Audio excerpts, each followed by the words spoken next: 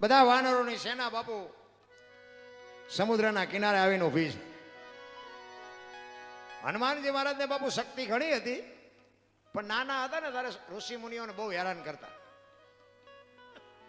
એટલે ઋષિ મુનિઓએ એને હરાપ આપેલો હનુમાનજીને કે તને બળ તો ઘણું મળશે, બળ તને ભગવાન ઘણું આપશે, પણ કોક તને યાદ કરાવશે ને તારે તને ખબર પડશે, ત્યાં હું જ નહીં ખબર પડે. અને આ દરિયાના કિનારે બધા વાનરોની સેના આખી આવીને ઉભી રહી. રામ ને લક્ષ્મણ છે. અને એ વખતે બધા વિચાર કરે છે કે આવડો મોટો સમુદ્ર કેવી રીતે ટપકો હોય. સમુદ્રના કિનારે બધા ઉભા હતા. એ વખતે એકાબીજા વિચાર કરે છે કે આ સમુદ્ર ટપકો કેવી રીતે, ત્યાંથી પાછું આવવું કેવી રીતે. અંગત કે હું દરિયો ટપું, મારથી પાછું નહીં પુગાય. જાંબુવંત કે મને ઘડપણ આવ્યું, હવે નથી કર્યો ન જાય. અંગત કે હું દરિયો ટપીને વયો તો જાઓ, પણ કદાચ પાછો ન આવ્યો તો કે ડખા થાય. કારણ કે રાવણના એક દીકરાનો એને હરાપ હતો કે એનો દીકરો જો જોઈ જાય તો અંગતને મૃત્યુ આવે, એવું કંઈક હતું. એ કે હું અહીંયા જાઉં અને કદાચ એ તો એની લંકા છે, એમાં કદાચ ક્યાંક એનો ભેટો થઈ જાય, હામો મળે ને મને જોઈ જાય તો હું પાછો ન આવ્યો. એટલે કાગ બાપુ આ વાણીમાં એવું લખે છે,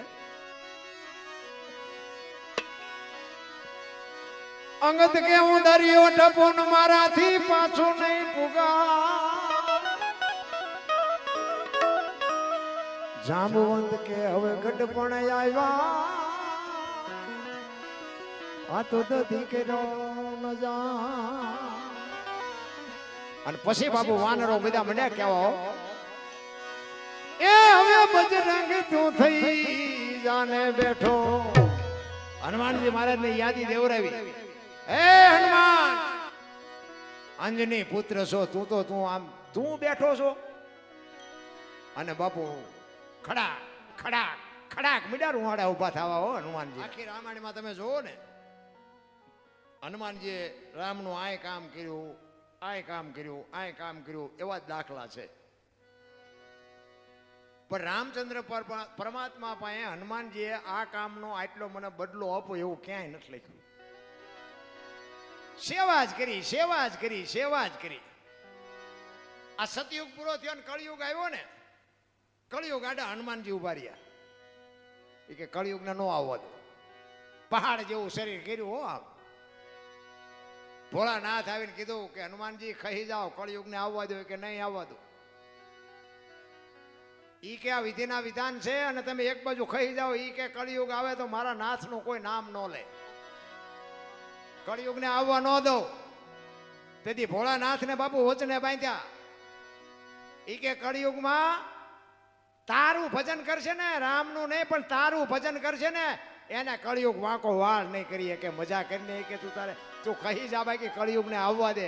આ તમે આ હનુમાનજી મહારાજનું આવડું મોટું કામ કરો અને તમને જો કાંટો વાગે તો હનુમાનજી બાપાની બાપુ વચન આપેલા ધૂળ થઈ જાય.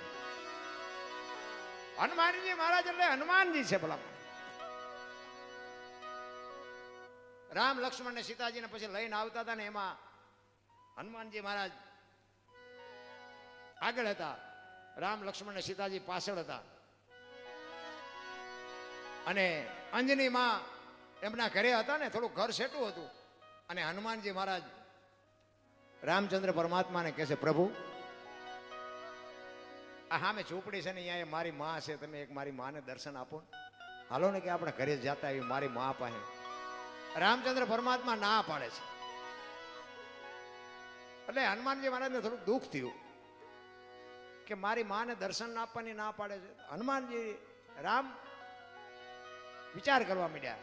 રામ મોઢું મલકાયું કે હનુમાન, તમે જે વિચારો છો ને એવું મારા મનમાં નથી. તમે કીધું ને કે મારી માને દર્શન દેવા, હાલો એ માને દર્શન દેવાના ન હોય, એ માના દર્શન કરવાના હોય. હાલ આપણે તું કે અહીંયા જાય. અને અંજની મા પાસે આવ્યા અને હનુમાનજી બધી ઓળખાણ કરાવે છે કે આ રામચંદ્ર પરમાત્મા, આ શેષનાગનો અવતાર લક્ષ્મણ જતી અને આ મા ભગવતી દેવી સીતા. ત્યારે અંજની માં સીતાજી સામું જોઈ અને કહે છે કે આટલો ટાઈમ આ દીકરીને લંકામાં રહેવું પડ્યું. તો કે હા, અને રામચંદ્ર પરમાત્મા હનુમાનજીના વખાણ મીડ્યા કરવા. અરે માં, તમારા દીકરાની શું વાત કે તમારો દીકરો જો ભેગો ન થયો હોત ને અમે સીતાજીને કોઈ દી મેળવી ન હોત. તમારા દીકરાએ તો આમ કામ કર્યું ને તમારા દીકરાએ તો આમ કામ કર્યું. અને માં આંજનીએ કીધું કે એના બહુ વખાણ કરવાની જરૂર નથી. એ કે કેમ?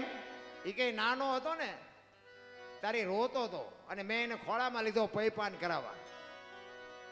અને એને મેં થોડુંક ધવરાવીને મારે થોડુંક કામ હતું ને એટલે એને હેઠો મૂકી અને હું મારા કામે વળગી ગઈ. એ તેદી એને ધરીને ધવરાયો નહીં ને એ મારી ભૂલ થઈ ગઈ. બાકી તેદી જો એને ધરીને ધવરાયો હોત ને તો લંકા સુધી તમારે ધક્કો ન થતી. લંકા આખી તોડી તાળવીને બાપુ નિસોવીને સીતાજીને લઈને આવતો રહે. વિચાર કરજો જનેતા કેવી છે. એવી જે માં હોય એનો જે દીકરો હોય એ દીકરામાં શું ઘટે. અને એ હનુમાનજી મહારાજને જેમ જેમ વાનરો બાપુ બિરદાવા મીડ્યા ને એમાં બાપુ પહાડ જેવો મીડ્યો થવા હો હનુમાન. જેમ જેમ બિરદાવે વાનરો તેમ તેમ ફૂલું બજરંગનું તાન. સંભાળ લેવા સીતા તણી જાણે ઉપડ્યો રામનો માં.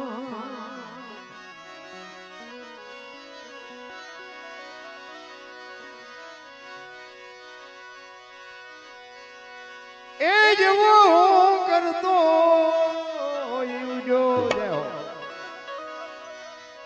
ઉડ્યો રે એ દરિયાના પાણી તેદી લોઢે રે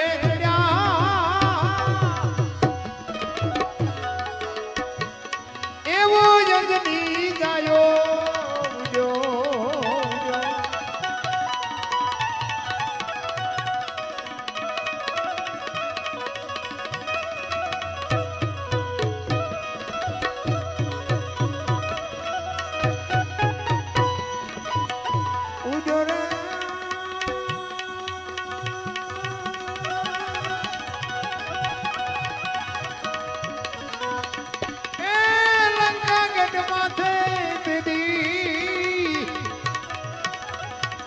અગન તો જને એ જેવો જંગલી જાયો ઉડ્યો રે એવો જંગલી જાયો. એક રામાયણનો પ્રસંગ નાનો એવો કહી અને પછી મારી વાણીને વિરામ આપું. પછી અમારા એક મારા મિત્ર છે એ સંતવાણી સારી કરે છે એમની પાસે બે ભજન સાંભળ્યું પછી તમારો જેવી મોજ જેટલો સમય તમારો જોઈ. એટલે રામચંદ્ર પરમાત્મા અને લક્ષ્મણ ને એ બધું કાર્યક્રમ પૂરો થયો ને પછી રામ અને લક્ષ્મણ બે અયોધ્યામાં બેઠા હતા ને ત્યારે રામચંદ્ર પરમાત્મા લક્ષ્મણ રામજીને પૂછે છે.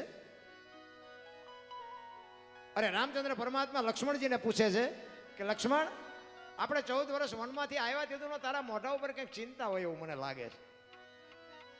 એ કે ના ના કે પણ મેં તને નાનેથી મોટો કર્યો મન નો ખબર હોય કંઈક છે ખરું. એ કે શું છે? એ કે મોટા ભાઈ હા એક પ્રશ્ન મને મૂંઝવે છે. શું છે? એ કે આપણા બેના બાપ દશરથ મહારાજ તો કે હા, આપણા બેના ગુરુ વશિષ્ઠ મહારાજ તો કે હા, તો કે તમારી અને મારી માની ભક્તિમાં કોઈ કમી ખરી કે ના?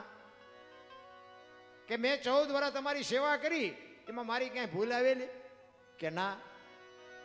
અને પછી લક્ષ્મણ કહે છે તમારા અને મારા બાપ એક હોય, તમારા અને મારા ગુરુ એક હોય, તમારી અને મારી માની ભક્તિ બેની એવી હોય તો હું તો એ પૂછું છું કે રામ રાવણનું યુદ્ધ થતું હતું તેથી વરસાદ જેટલા રાવણના બાણ વરસતા હતા, તમને એક નહોતું અડતું અને એના છોકરો મેઘનાથે મને એક બાણ માર્યું ને ગોટો વાળી દીધો મારે અહીંયા ક્યું ફળ ભોગવવું પડ્યું? બે જો આપણે એવા હોય તો રાવણના બાણથી તમને કાંઈ ન થાય તેના છોકરાની હું હસ્તી હતી કે મને મારે મને ગોટો વાળી દે. રામચંદ્ર પરમાત્માએ કીધું તારી વાત સાચી, આ પ્રશ્ન તે મને કર્યો એ સારું કર્યું કે આ તું જીવત ના હોતી મૂંઝવત. એ કે આપણે 14 વર્ષ હાલતા થયા, વનવાસ આપણને મળ્યો પછી હાલતા થયા. એ કે આશ્રમ આવ્યા હતા કે હા આશ્રમ તો ઘણા આવ્યા હતા. સબરીનો આશ્રમ આવ્યો તો યાદ છે? એ કે હા, મેં તમને કીધું હતું કે મોટા ભાઈ આ કયો મલક આવ્યો, આ તો પ્રકૃતિ તમારું ભજન કરે છે. તો કે હા, એ મને ખબર છે. તો કે એને આપણા માટે આગતા સ્વાગતા કરી હતી કે હા, બેસવા માટે ચાદડી પાથરી દીધી, આસોપાલવના તોરણ હતા. તો કે જમવાની વ્યવસ્થા કરી હતી કે હા મોટા ભાઈ, જંગલમાંથી બોર લઈ આવી હતી. તો કે મેં ખાધા હતા કે હા મોટા ભાઈ, તમે તો ઠળિયા હોતા ખાઈ ગયા હતા. તો કે લક્ષ્મણ ત્યાં ખાધા હતા, અને અહીંયા લક્ષ્મણને હબાકો આવ્યો. હો ભાઈ, એ કે આખા 14 વર્ષમાં અહીંયા ભૂલ કરી ગયો. તેથી રામચંદ્ર પરમાત્મા લક્ષ્મણને કહે છે, લક્ષ્મણ, સુમિત્રાને મૂકી અને સીતાજીને માં કહેતો હોય, દશરથને મૂકીને મને તું બાપ કહેતો હોય, તો હું તને ઈ પૂછું છું, અયોધ્યા જેવું રાજ મૂકીને મારી ભેગો તું રખડવા આવ્યો, તો હું તને ઈ પૂછું છું કે એક આવી ગરીબ બાઈના એઠા બોર ખાવામાં મને વાંધો નહોતો, તને હું ઘા વાગ્યા તેથી લાકડી પડે પગમાં પડ્યો. મોટા ભાઈ, અહીંયા મારી ભૂલ થઈ ગઈ. કે ઉભો રે, તું બચ્યો ને લંકાના પટાંગણમાં, એ સબરીની ભક્તિનો પ્રતાપ છે. એ કે ઈ કેવી રીતે? મેં તને જે ફળ આપ્યા એ તારી પાસે રાખ્યા હતા? કે ના, મેં તો ફેંકી દીધા હતા. એ ત્યાં જે ફળને ફેંક્યા ને, એને પક્ષીઓ લઈ જઈને દ્રોણાચલ પર્વત ઉપર જઈને ખાતા હતા. એની ચાંચમાંથી જે બિયારણ વેરાણું ને, એમાંથી સંજીવની ઉગી હતી. સુસેન નામના વૈદ્ય કીધું હતું કે દ્રોણાચલ પર્વત ઉપરથી સંજીવની લઈ આવી, દિવસ ઉગ્યા પહેલા આના મોઢામાં ટીપા પાડો ને તો બાપુ આ બચે. આ સબરીની ભક્તિનો પ્રતાપ. સંતોએ ના પાડી દીધી કે ભાઈ લક્ષ્મણ જેવા નો હાલે, ભાઈ તો ભરત જેવા હોવા જોઈએ. 14 વર્ષ આટલી સેવા કરીને સ્ત્રી, નિંદ્રા અને અન્ન 3 વસ્તુનો ત્યાગ કરીને 14 વર્ષ સુધી ભાઈ ભાભીની સેવા કરી, તોય સંતોએ ચોકડી મારી દીધી કે આ ભાઈમાં નો હાલે, ભાઈ તો ભરત જેવા હોવા જોઈએ. આપણે શેમાં હાલવી? આપણે ભાઈની ભાભીની આટલી સેવા કરે. અમારે બાપુ તમને એક દાખલો બનેલો, અમારા સુરનગરની બાજુમાં ગામ છે, ત્યાંનો એક બનેલો દાખલો તમને કહું. 2 ભાઈ અને 2 ભાઈની પત્ની, નાનું એવું કુટુંબ, થોડીક જમીન અને પોતે ખેતી કરે. અને બાપુ એવું એક રમકડા જેવું કુટુંબ. એમાં નાના ભાઈને બાપુ થોડુંક દરદ લાગવું પડ્યું. એ દરદ લાગવું પડ્યું, દવા લીધી, ઓલા દવાખાને ગયા, કોઈ વાતે બાપુ મેળ નહોતો આવતો. આ બનેલી હકીકત છે, સત્ય હકીકત. અને તમારે પુરાવો કરવો, હજી એનો પરિવાર જીવે છે. તમે આવો મારી યાર, હું તમને પુરાવો કરાવું. મોટી હોસ્પિટલમાં બાપુ એડમિટ કર્યા. પૈસાની એટલી બધી જોગવાઈ હતી નહીં, છતાંય આડાવડા કરી. અને એની પત્નીને એવું હતું કે મારો પતિ બચી જાય, એના ભાઈને એવું હતું કે મારો ભાઈ બચી જાય, એના ભાભીને એવું હતું કે મારા દિયર બચી જાય. ત્રણેયની બાપુ પ્રકૃતિ એવી હતી કે ભગવાન અમારી આબરૂ રાખે તો સારું. મોટી હોસ્પિટલમાં એડમિટ કર્યા પછી ડૉક્ટરને કીધું એના મોટા ભાઈએ કે મારો ભાઈ નાનો છે ને અમારી પરિસ્થિતિ એવડી મોટી છે નહીં, પણ મારા ભાઈને તકલીફ શું છે એ જરાક સાહેબ કહો ને, અમે ગમે ત્યાંથી દુનિયા અમારા રહેવાના ઘર વેચી નાખશું, પણ મારા ભાઈને બેઠો કરો. એટલે ડૉક્ટરે બધા રિપોર્ટ આ તે બધું જે કંઈ કરવાનું હતું એ કર્યું ને પછી એને કીધું આને એક કિડની ફેલ થઈ ગઈ છે અને આ વધીને 6 મહિના જીવશે. જો તમે કોઈ કિડનીની વ્યવસ્થા કરી આપતા હોય, ક્યાંકથી લાવી દેતા હોય, અથવા તો તમારા ઘરના સભ્યો હોય એની પાસેથી કોઈ આપતા હોય, તો હું તમને ઓપરેશન કરીને કિડની નાખી આપું. એનો ભાઈ કે કાંઈ વાંધો નહીં, તમે અત્યારે રાખો અને અમે કંઈક વ્યવસ્થા થાય કરી. એ ઘરે એનો ભાઈ આવ્યો, એના પત્નીને કીધું, ભાઈને કે બીમારી બહુ લાગી. તો કે ડૉક્ટરે શું કીધું? એ કે ડૉક્ટર એમ કહે છે કે કિડની ફેલ થઈ જશે, કિડની નાખવી પડે એવું છે. કિડનીના પૈસા આપણી પાસે છે નહીં, અને આપણે એકાદા જો કોક આપીને તો એનો મેળ પડે એવું છે. તેથી એની ભાભીએ શું કીધું ખબર છે? એ કે તમે આપો છો નકર હું આપું. વિચાર કરજો બાપુ, હગો ભાઈ તો કે મારા ભાઈ માટે હું મારી કિડની આપું, પણ એની ભાભીએ કીધું કે તમે તમારો ભાઈ છે એને કિડની તમારા આપવાની જીગર હાલે છે, નકર મારો દેર છે મારે કિડની આપી છે. બાકી કિડની હાટું જો મરતો હોય ને તો મરવા નથી દેવાનો, એ આપણે બેઠો કરવાની આપણી ફરજમાં આવે છે. આવ્યા બીજેથી દવાખાને, અને દવાખાને આવી અને ડૉક્ટરને કીધું એના ભાઈએ કે સાહેબ મારી કિડની મારા ભાઈને કાઢીને નાખી દો. એટલે એ કે તમારા પરિવારમાં કોણ કોણ છે? એ કે મારા ભાઈ નાના ભાઈની વહુ છે, આ છે મારી વહુ છે. તો એ બધા પરિવારને કે બોલાવો અને એમની પાસે અમે રાય લઈ લઈ. એટલે એના પત્નીને કીધું કે આ તમારા ઘરવાળા છે? તો કે હા. એ કે કિડની આપવાનું કે છે, તમને વાંધો નથી ને? એ કે વાંધો શું હોય, મેં મોકલ્યા છે, એમને ના પાડી તો મારે દેવાની હતી. જો બાપુ આ મા બાપે કેવા સંસ્કાર આપ્યા છે. કહેવાનો મારો મિનિંગ આપણે છે ને એ આપણો પરિવાર છે ને એ જ બાપુ આપણું ભગવાન છે ને એ જ આપણું સ્વર્ગ છે. બાકી દુનિયામાં કાંઈ છે નહીં.